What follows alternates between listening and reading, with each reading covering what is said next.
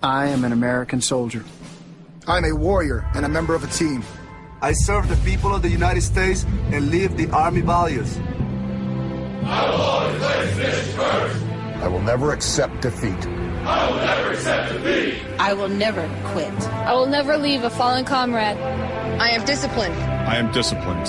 Physically and mentally tough. Trained and proficient in my warrior tasks and drills. I always maintain my arms, my equipment, and myself. I am an expert and I am a professional. I stand ready to deploy, engage, and destroy the enemies of the United States of America in close combat. I am a guardian of freedom and the American way of life. I am an American soldier. I am an American soldier. I am an American soldier. There's strong, and there's Army Strong. See what it takes at GoArmy.com. Sometimes riders feel lost, unsure why a passage may not be working. It takes another set of eyes to help us nurture our writing into full maturity. At Black Wolf Editorial Services, we strive to enable writers to develop and grow, offering manuscript critiques and line edits through a mentoring editorial style.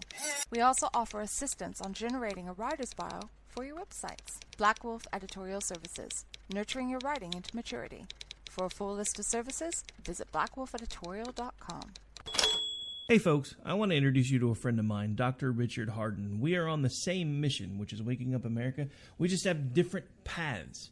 So stay tuned for some information on how you can keep up with Richard and all his work.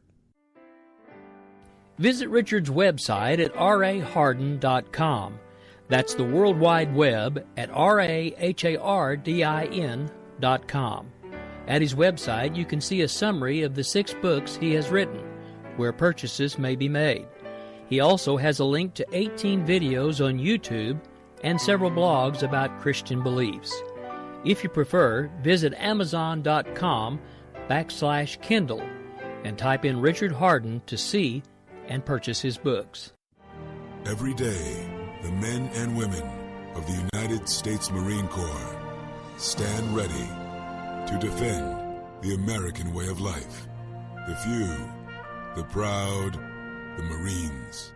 The following message contains a special offer for listeners of this station. Are you a man over 40? Are you constantly looking for the nearest bathroom? Do you wake up multiple times a night to use the bathroom? Right now, Perfect Prostate is sending out free bottles of their groundbreaking new formula to listeners of this station. Perfect Prostate Formula was developed by medical doctor Mitchell Fleischer, and its ingredients have been clinically studied to reduce your frequent nighttime bathroom visits and promote healthy urine flow. Right now, preferred customers get their first bottle of Perfect Prostate absolutely free. There's nothing to lose. Perfect Prostate is guaranteed to reduce that constant urge to use the bathroom, especially at night, and promote healthy urine flow. Don't wait. Call now for your free bottle. Just pay shipping and processing. Dial 1-800-675-0251. That's 1-800-675-0251. Supplies are limited. One free bottle per household. Call now. Dial 1-800-675-0251. That's 1-800-675-0251. KLRN Radio has advertising rates available. We have rates to fit almost any budget. Contact us at advertising@klrnradio.com.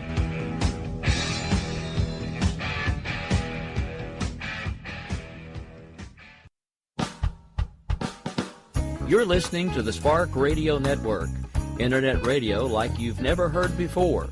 Innovation, creativity, and imagination are all said to begin with a spark. So fasten your seatbelt and take the ride of your life and listen for the spark. You are listening to KLRN Radio, where liberty and reason still reign.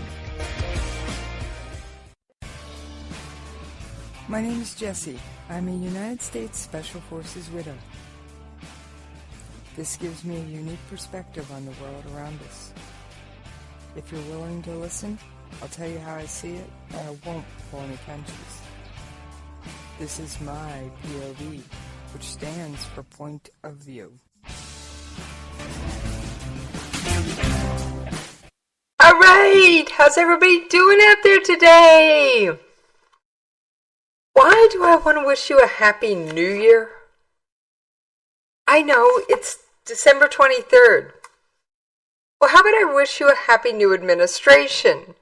And for those of you who aren't supporters of the new administration, I'm going to ask you one simple thing. Give him a chance. I was no President Obama's supporter. You heard me. I called him Turkey in Chief right on this show at least once, if not multiple times. So, just give him a chance. That's all I'm asking. Trust me, myself and many others on this station will be the first to call him out if he's doing something we don't think is right. Now, I do have some show prep, but I also have some station announcements. Oh yeah, station announcements. I know, they're not the most interesting things in the world, but they are informative.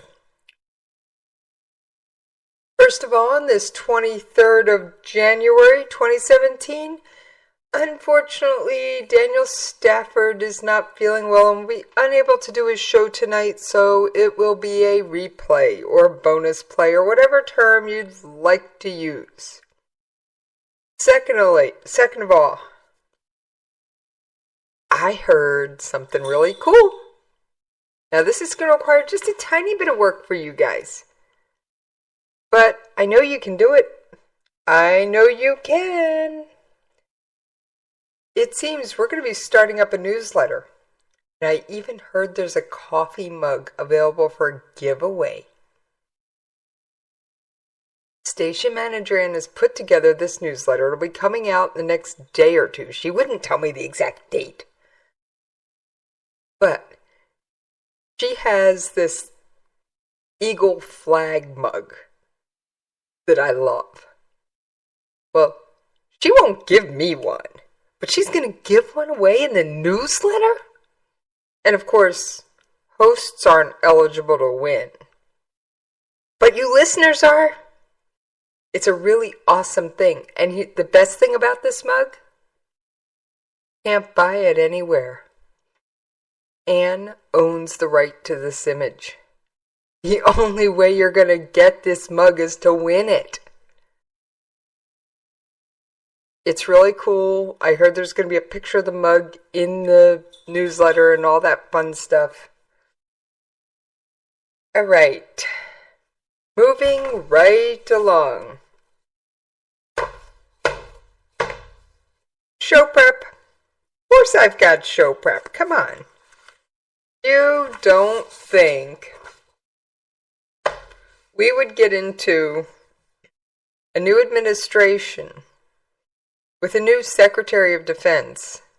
And by the way, our military didn't miss a beat. Not a single beat. And I've got to say thank you to the Senate for making sure that Secretary Mattis was confirmed on the 20th of January. In fact, before we get into more details, I've got a little audio clip to play for you. This is Secretary Mattis, taking his oath to become the Secretary of Defense. Let's take a listen.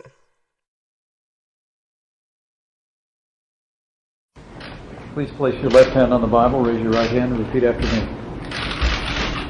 I, James Norman Mattis. I, James Norman Mattis. Do solemnly swear. Do solemnly swear. That I will support and defend the Constitution of the United States. That I will support and defend the Constitution of the United States. Against all enemies, foreign and domestic. Against all enemies, foreign and domestic. That I will bear true faith and allegiance to the same. That I will bear true faith and allegiance to the same. That I take this obligation freely. That I take this obligation freely. Without any mental reservation. Without any mental reservation. Or purpose of evasion. Or purpose of evasion. And that I will well and faithfully discharge. And that I will well and faithfully discharge. The duties of the office. The duties of the office. On which I am about to enter. On which I am about to enter. So help me God. So help me God. All right, so that was Secretary of Defense James Mattis. Now, I've got a couple little things about Mattis. Give me just a moment to find the right clip. Alright. Secretary of Defense James Mattis was commissioned as a Marine Corps second lieutenant through the ROTC program in 1972. He served in the Marines, and listen for this number, 41 years. Yes, I said 41 years. That is a long time to be in service to your country. And this man was willing, when his country called, to raise his hand and said, I'll do it again. He's only been out of the military for 3 years, which is why he actually required a waiver to do it. As a lieutenant colonel in the 1990s, Mattis commanded the 1st Battalion, 7th Marines, also known as Task Force Ripper, as they breached the Iraqi minefields during Operation Desert Storm. Mattis was a brigadier general during Operation Enduring Freedom in Afghanistan, where he commanded the 1st Marine Expeditionary Brigade in the fight against the Taliban. He also commanded Task Force 58, which executed the furthest-ranging amphibious assault in Marine Corps Navy history. That's insane, guys. That's insane. As Major General, Mattis commanded the 1st Marine Division during the initial attack and subsequent stability operations during Operation Enduring Freedom. Yes, or no, Operation Iraqi Freedom, sorry. In 2006, then Lieutenant General Mattis worked closely with Army General David Petraeus to produce a revamped Army Marine Corps counterinsurgency field manual, which has become one of the most complete guidance manuals for dealing with counterinsurgencies. So this man literally wrote the book on counterinsurgencies, folks. This man and General Petraeus wrote the book. Now, you worried about him working with our coalition partners? He's already got this down to a science. He has this down to a science.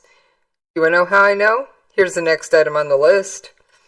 From 2007 to 2009, Mattis served as NATO's Allied Commander. Transformation. Yes, two of the organization's strategic commanders.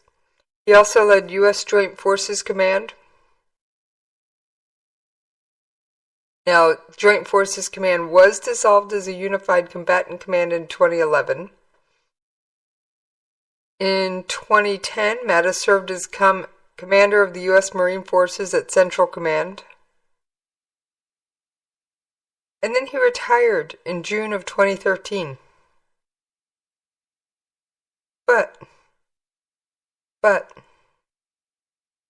he didn't sit on his 6 o'clock, to use a little bit of military parlance. Alright? He served as Davies Family Distinguished Visiting Fellow at the Hoover Institute at Stanford University.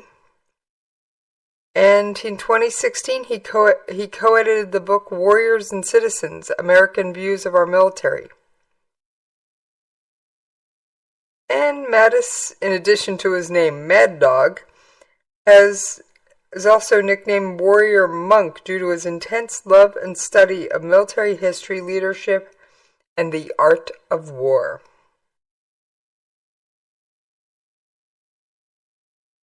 Now,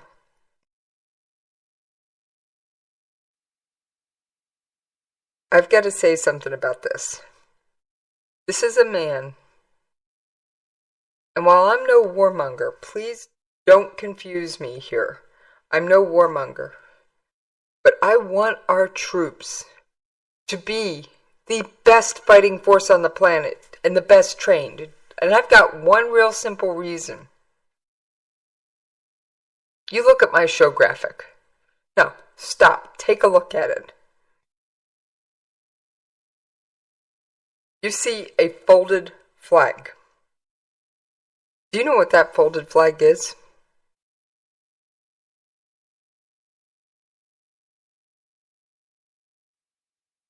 That folded flag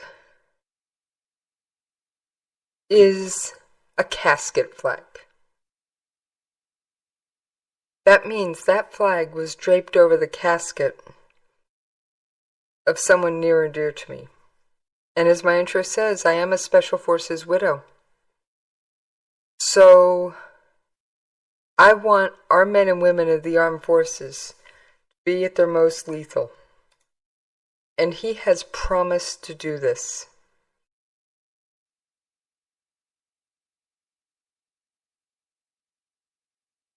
Yes.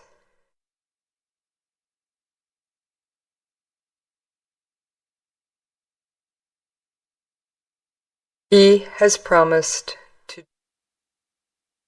And that is what I think a Secretary of Defense is all about. In fact, I'm going to play this clip, even though the question was geared towards militaries and LGBT and the women in combat and LGBT in the military. I love his response. Do you believe that allowing LGBT Americans to serve in the military or women in combat is undermining our lethality? Frankly, Senator, I've never cared much about two consenting adults and who they go to bed with. So the answer is no? Senator, my concern is on the readiness of the force to fight and to make certain that it's at the top of its game, so when we go up against an enemy, the criteria for everything we do in the military up until that point, when we put our young men and women across the line of departure, is they will be at their most lethal stance. That's my obligation as I move into this job. So that's how I will look at the Okay, so yeah, I did cut him off when I edited that clip a little. But here's why we want them at their most lethal. I don't want families of the men and women serving in our armed forces to get casket flags of 19, 20, 21, 22-year-olds. I'm sorry. Now hear me out. I don't want to see the bodies coming into Dover. Now, the 70 or 80-year-old or 90-year-old veteran who dies in his bed at home is still entitled to a flag and a ceremony and all that. By all means, I want them to get those flags. But those are the ones of men and women who went and served and came home.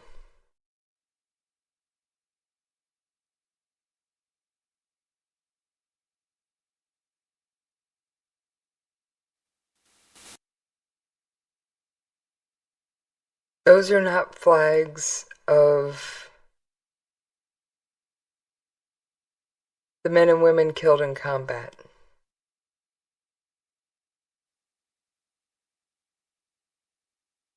Those are flags for people who, while they did serve, they managed to die, old man or an old woman, in their bed. They served, they fought, they came home.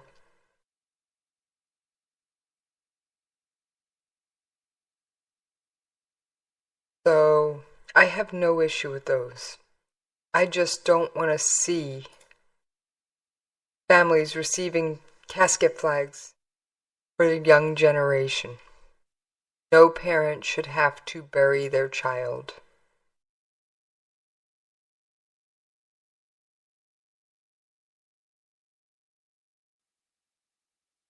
None.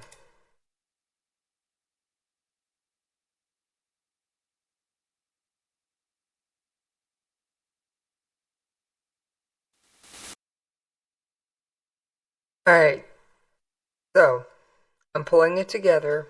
Sorry, but mention of casket flags does, as you can imagine, bring a quiver to my voice and a tear to my eye from time to time. Hey, I'm still human.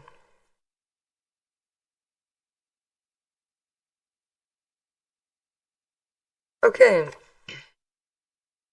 Today, Defense Secretary James Mattis hosts his first top 4 roundtable after arriving at the Pentagon in Washington, D.C. In attendance were the Deputy Secretary of Defense Bob Work, U.S. Marine Corps General Joseph Dunford, who is also Chairman of the Joint Chiefs of Staff, U.S. Air Force General Paul Silva,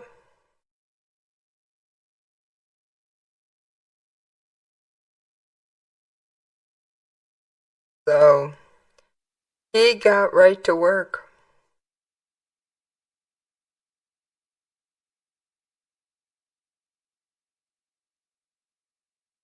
That's all I can say. He's not wasting any time. And no offense, with a name like Mad Dog, I wouldn't expect him to. Alright, I've got an audio clip. And while there wasn't an Operation Inherent Resolve briefing, I found this audio clip, interestingly enough, in a transfer of responsibility. Let's take a listen. Over the course of your deployment, Task Force Strike has assisted in vanquishing Daesh from the Euphrates River Valley. They've synchronized the actions in support of the Kurdistan Region Government's Ministry of Peshmerga, contributed to the successful isolation and clearing of Fallujah, and enabled the first contested wet gap crossing in this region in over 40 years. That's pretty cool. Now, for those of you who are going, what's a wet gap crossing? Alright. It is kind of what you think it is. They put up a bridge in the middle of a firefight. Yeah, they put up a bridge in the middle of a firefight. What can I say? They did it. But that's our military for you. They don't pussyfoot around. No, they don't.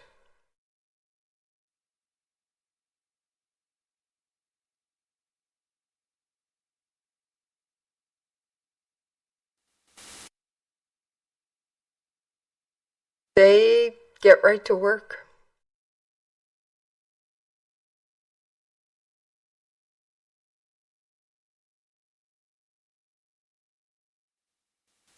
So,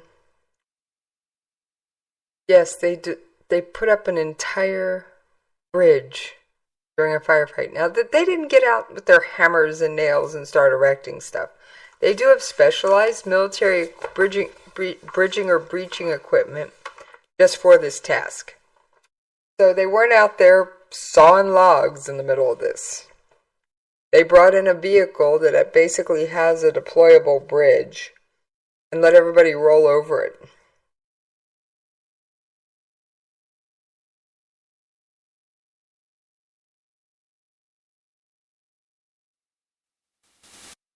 But I found, first of all, the fact that much was done in 270 days. Yeah, 270 days by one unit was pretty amazing. There was more they did, but I didn't want to bore you with the entire speech and more military jargon. No.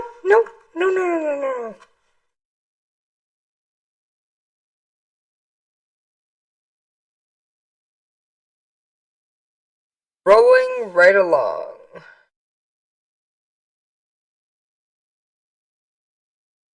Now we're getting on to the real news section. I mean, granted, all of this was news, but hey, what can I say?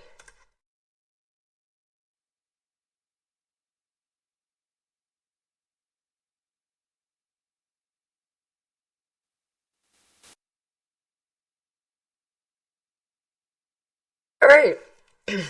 We're going to go over what we're going to talk about because I just glanced at the show clock and we have 4 minutes till break.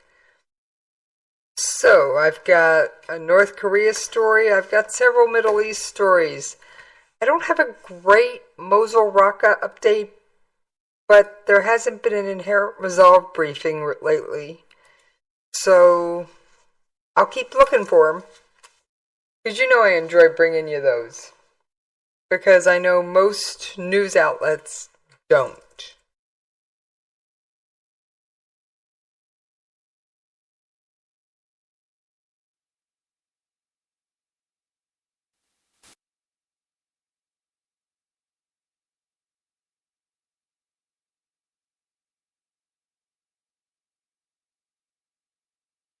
So I've got a little bit of North Korea. I've got all the usual suspects.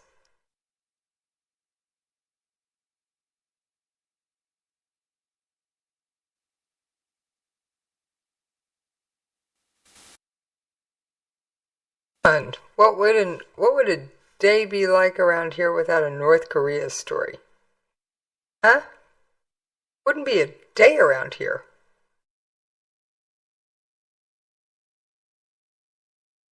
So, we are going to take that commercial break. Now, this one may run just a little bit longer than usual. But I will be right back and see you on the other side.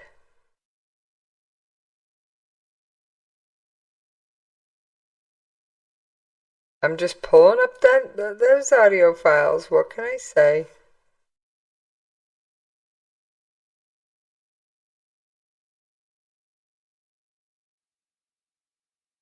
Alright, folks. I will give you your Middle East updates and all that noise when I get back. Until then, I will see you on the other side of this commercial break. Don't run away.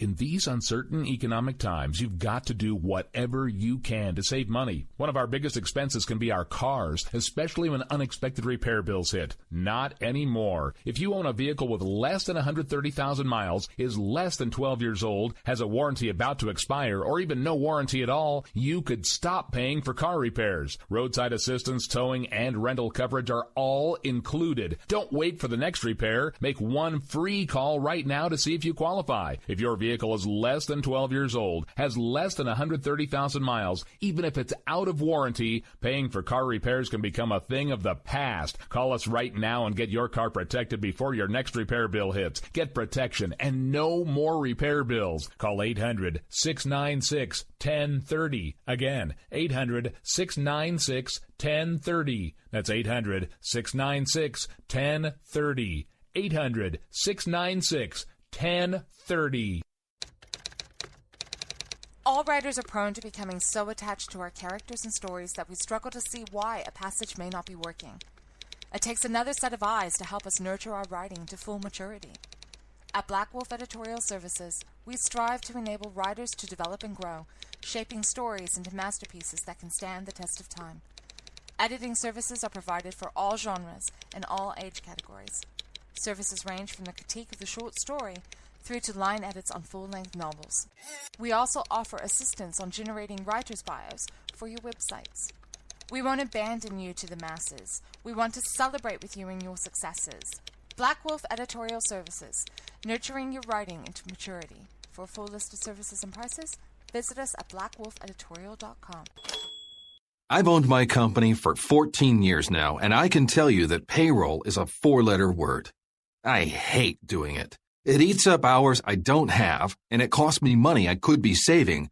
But my accountant's too expensive, and I'm not sure who to call, but I know I need help. We're Paychex, and we take all the hassles out of small business payroll. We save you time and money. It's easy. Call, fax, or give us your payroll information securely online, and we take care of the rest. We calculate the correct taxes, manage payments and direct deposits. We even send out your checks. Payroll doesn't need to be a four-letter word anymore. We're so sure that we can save you time and money that we'll give you a month's payroll free. just for calling 877-757-2782. Get 1 month's payroll for free. Call Paychecks right now. 877-757-2782. That's 877-757-2782. KLRN Radio has advertising rates available. We have rates to fit almost any budget. Contact us at advertising@klrnradio.com.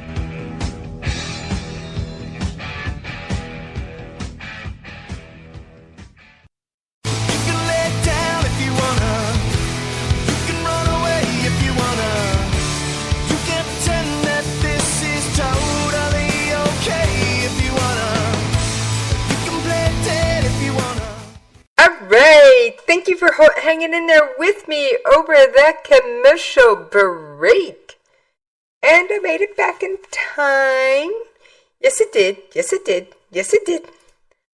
Alright, rolling right along.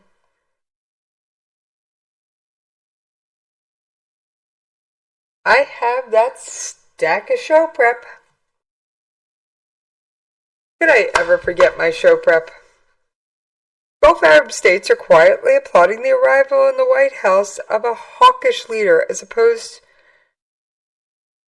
to their adversary Iran, even if they suspect Donald Trump's short-tempered and abrasive tweets may at times heighten tensions.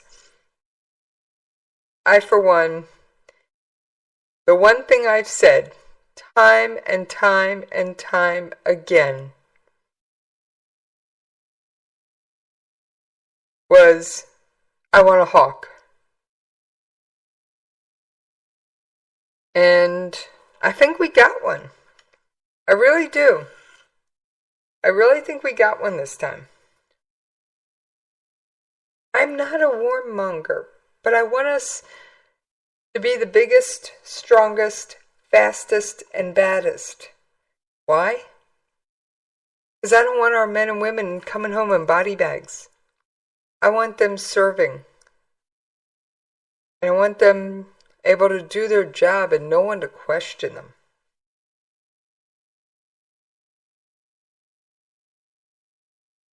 I don't want them to face the trials and tribulations.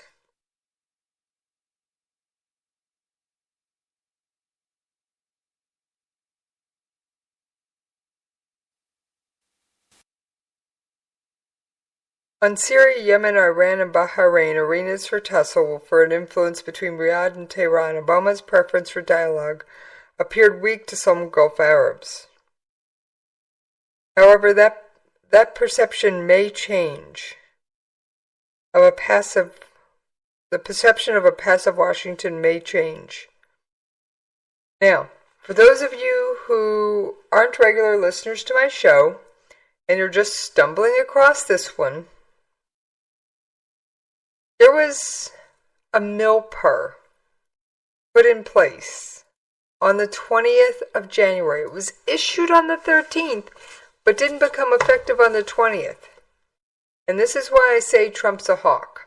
I have a feeling this was prearranged. There were re-enlistment bonuses announced, and for the first time since the war, there was an extension bonus authorized. Alright. For all you non-mills out there who are going, what's an extension and why do I care?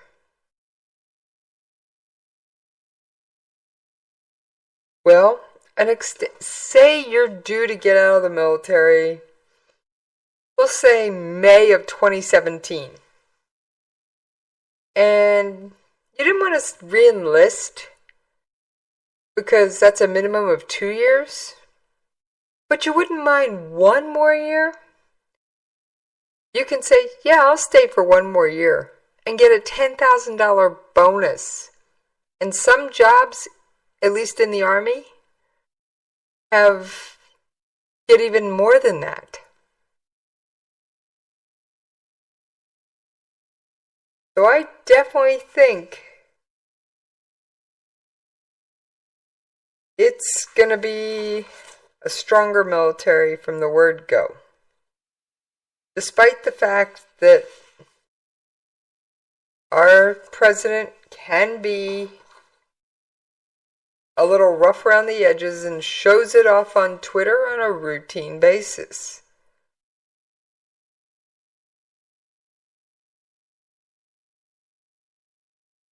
Part of me would like to see him back down a little bit on Twitter, but part of me wouldn't. I'm torn.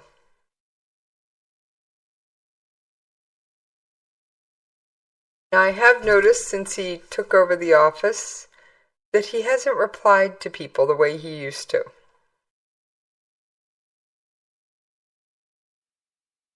He sent out a number of tweets, but since January 20th, I see no replies. In fact, I see very few before then.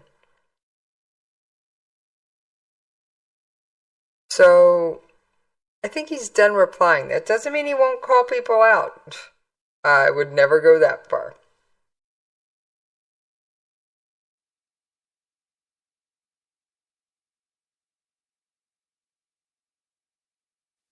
So, moving right along. Iran finalizes a 5-year prison sentence for a dual British-Iranian citizen. An Iran news agency is reporting that a woman with dual British-Iranian citizenship has been sentenced to 5 years in prison.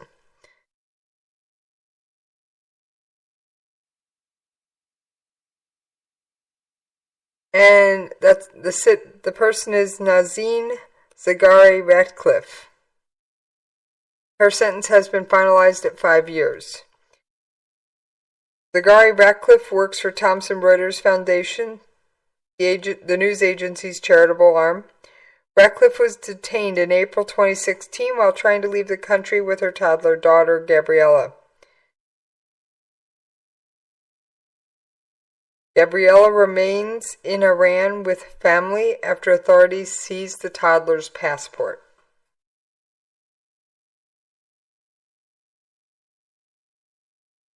They didn't elaborate, but basically it had to do with security charges. Now, Iranian courts are notoriously fuzzy, hard to make sense of, and they don't have open trials like we do here in the United States. Reporters are not encouraged and pretty much not allowed to cover trials.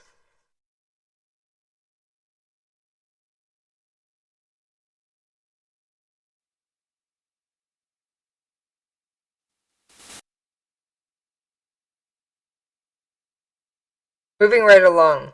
China says it's prepared to take a lead in the global economy if necessary. Only days after U.S. President Donald Trump pledged his inaugural address to put America first. And the quote from Beijing, from Zhang Jun, head of Chinese Foreign Ministry Office of International Economic Affairs, said, "If it's necessary for China to play the role of the leader, then China must take on this responsibility."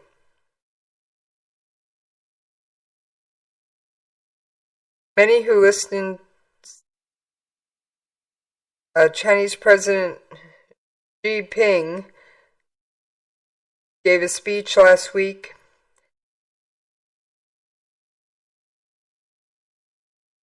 in Davos, Switzerland, and many who listened to Mr. Xi's Davos speech saw it as a rebuke to Western politicians like President Trump, who have pushed for a more inward focus. A stream of commentary in Chinese state media has since sought to portray Mr. Xi as an internationalist and China as the new standard bearer for free trade.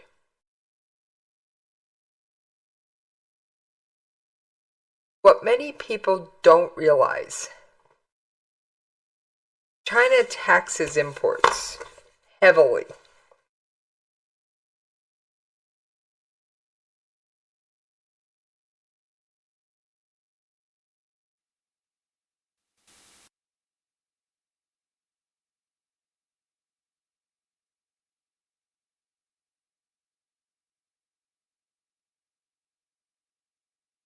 They really do. And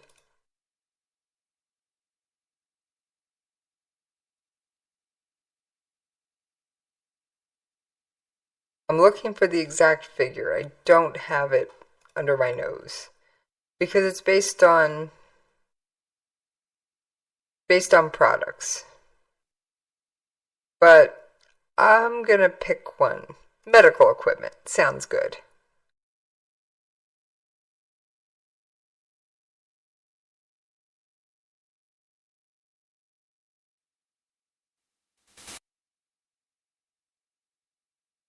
I'm looking to see if I can get a hard number here real quick, and if I can't, I will move along. But China taxes imports.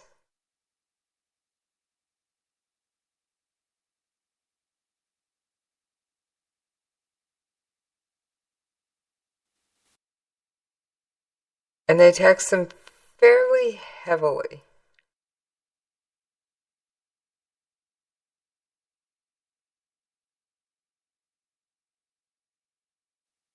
So we don't heavily tax imports from China. How many things do you pick up in Walmart, Kmart, or fill in the blank mass merchandise store that are made in China? There's a lot of them.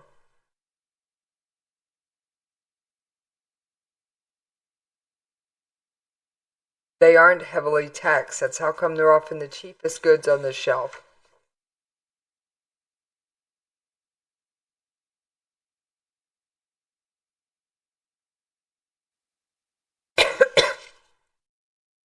Kim Jong-un struck a somber tone during a visit to a funeral ceremony held for Kang Ki-sop, the Director General of North Korea's aviation agency. According to the report, Kang was a delegate to the Supreme People's Assembly. The report did not state the cause of his death.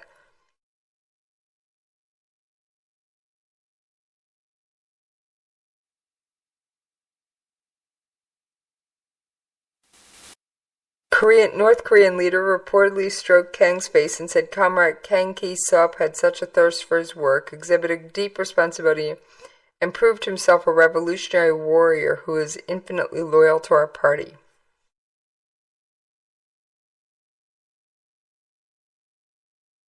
Kim Jong-un also delivered his condolences to the surviving family members, and a wreath from the North Korean leader was placed by the altar.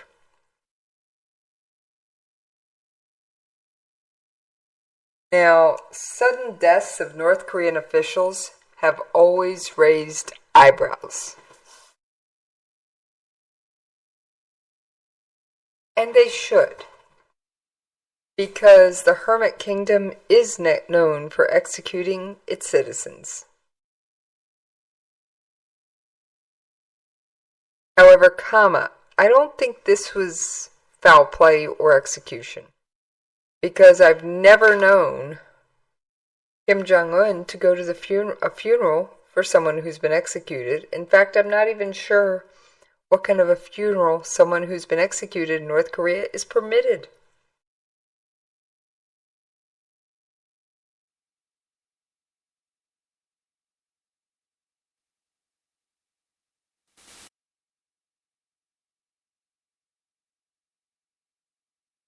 Moving right along.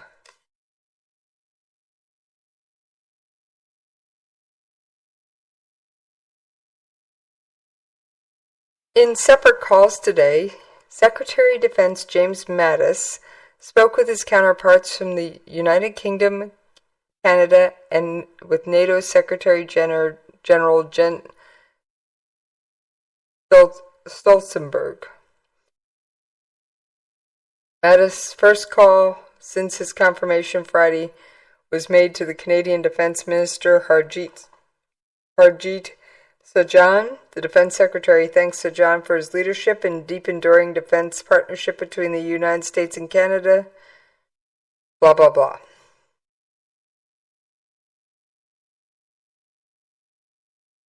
The usual niceties.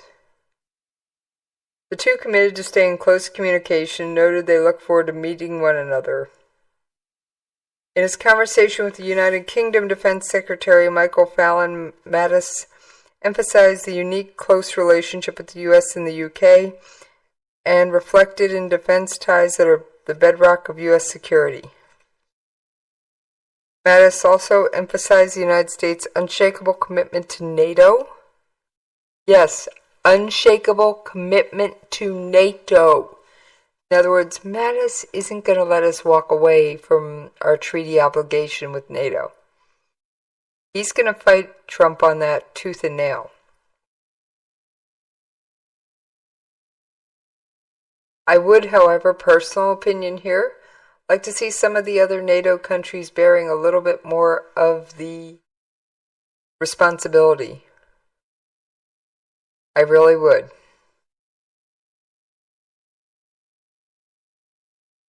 And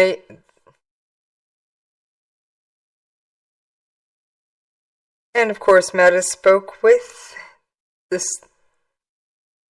Supreme Allied Commander for NATO to reconnect and discuss the key role NATO plays in transatlantic security. Mattis wanted to place the call on his first full day in office to reinforce the importance he places on the alliance. The two leaders discussed the importance of shared values and emphasized that when looking for allies to help defend these values, the United States always starts with Europe. So Mattis wasn't sitting around twiddling his thumbs today. He was at his desk doing his job.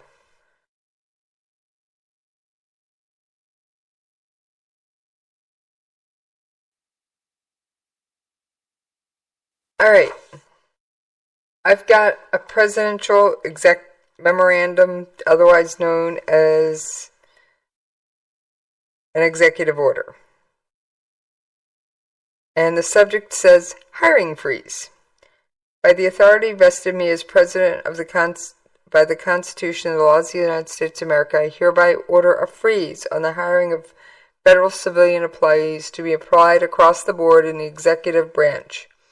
As part of this freeze, no vacant positions existing at noon, January 22nd, 2017 may be filled, and no new positions may be created except in limited circumstances. This order does not, repeat, this order does not include or apply to military personnel. Okay, so the military is still free to recruit and do what they do.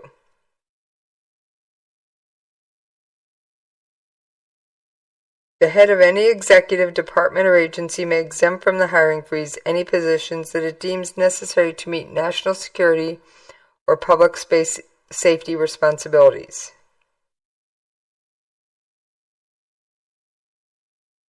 And in addition, the Director of the Office of Personnel Management may grant exemptions from this freeze where those exemptions are otherwise necessary.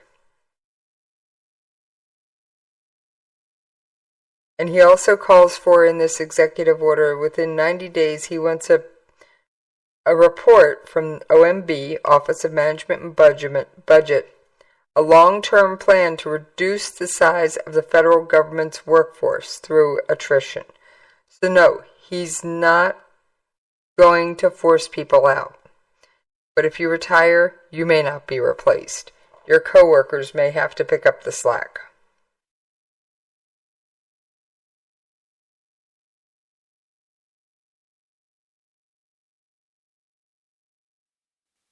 He asks that you seek efficient use of existing personnel and funds to improve public services and deliver these services. And this memorandum does not prohibit making reallocations to meet highest priority needs and to ensure that essential services are not interrupted and national security is not affected. In other words, he doesn't want TSA not to hire. That would be considered a security thing. Border guards. I'm betting Homeland Security is still allowed to hire under this because it directly says national security. So the border guards are probably hiring, TSA is probably hiring. I doubt anybody else actually is.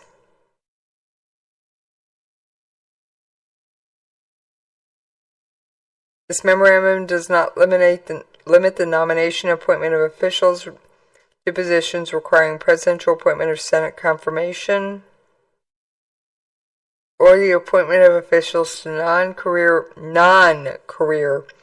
positions in senior executive service or Schedule C positions in accepted service, or the appointment of any other officials who serve at the pleasure of the appointing authority.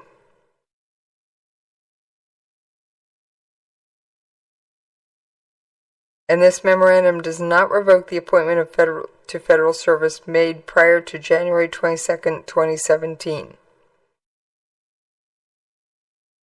I found that interesting. Why?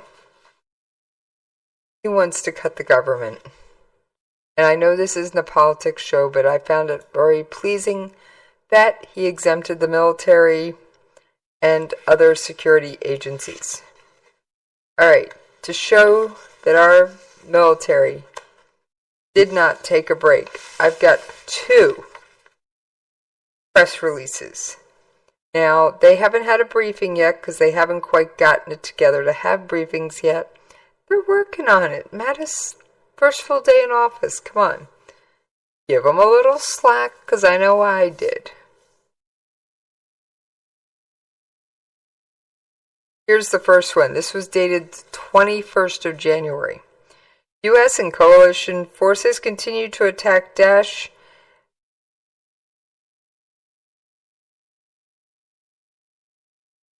attacks in Syria. Attack bomber and fighter aircraft conducted 22 strikes consisting of 28 engagements in Syria. Near Abu Kamal, 2 airstrikes destroyed 2 oil wellheads. Near Raqqa, 16 strikes engaged 6 Daesh tactical units, destroyed 6 fighting positions, 2 supply caches and an oil wellhead and a mortar system, damaged 2 supply routes, and suppressed 5 Daesh tactical units. Near Tanf, a strike destroyed 2 fighting positions. Near Deir az-Zawar, 3 strikes destroyed 2 oil refinement stills, an oil wellhead, and an oil storage tank. Now, why is destroying the oil wellheads and the storage and all that stuff important? It's how Daesh gets its money. Not all of it, but significant portions. In Iraq, there were strikes near Kirkuk and Kisik, and 2 more near Mosul. The ones near Mosul engaged a Daesh tactical unit, destroyed 29 watercraft, 3 fighting positions, 2 vehicles, a mortar system, a light machine gun, and an anti-air artillery system, and damaged 8 supply routes. Task force officials, of course, reminder, define a strike as one or more kinetic events that occur roughly in the same geographic location to produce a single, sometimes cumulative effect. So these could have been one aircraft or multiples. And they say that in their definition.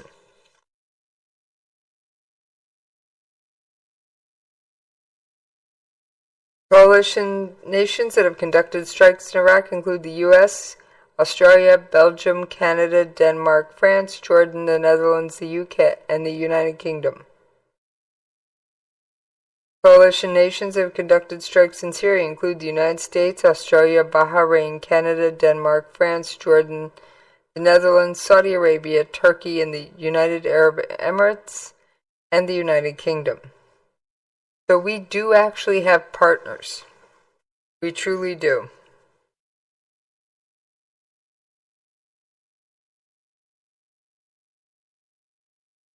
My oh my, where has the time gone? I am almost out of time here, folks. I'm almost out of stories, so we're actually working this one out about right, folks. Iraqi security forces are finishing clearing operations in eastern Mosul while Daesh fighters have ceased fighting and are on the run. And this is according to Pentagon Press Operations Director, Navy Captain Jeff Davis. Daesh fighters are moving to Mosul's north bank of the Tigris River to cross the waterway by boat to reach western Mosul. I can tell you it's a great day not to be a member of the Daesh Navy today, spokesman said. We've destroyed another 10 boats on the Tigris River for a total of 143 boats. Our message to Daesh is we will not let you get away to the other side of the river and set up shop there.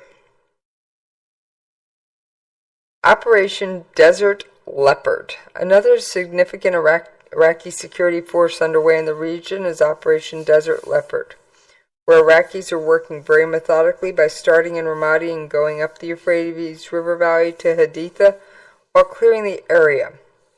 It's been a very good operation driving Daesh back. In Yemen, the United States conducted airstrikes from January 20th to 22nd in al-Bayada against al-Qaeda in the Arabian Peninsula operatives, killing 5 AQAP members in 3 days. AQAP is still a significant threat in the region. Al-Qaeda's presence has had a destabilizing effect on Yemen, in addition to its using the unrest there to provide a haven from which to plan future attacks against the United States and other interests. Last story, and then we gotta make our way out of here. South Korea reaffirms THAAD deployment despite growing opposition. Amid reports that China may be bringing economic retribution against South Korea for the deployment of Terminal High Altitude Area Defense, otherwise known as THAAD, Seoul vowed a swift deployment of the U.S. anti-missile system. Acting South Korean President Hwang Ko and there is Mr. Frog's unwanted, unannounced appearance. Acting South Korean President Hwang Ko-an said Monday his country will move ahead with the THAAD deployment because the anti-missile system is a prerequisite to enhance the country's defensive capabilities. The decision to deploy THAAD in South Korea came in early July, drawing vehement objections from China, which insists the system would compromise its regional security interests. Some South Korean opposition leaders are also calling for a cancellation or delay of the deployment. The U.S. and South Korea, however, believe the system is necessary to counter growing missile threats emanating from North Korea. And no, North Korea has not done their ICBM test. I was expecting one, but I was almost thrilled when it didn't happen.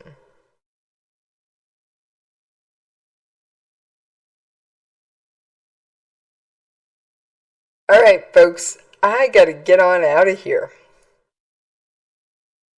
So, I'm out of here!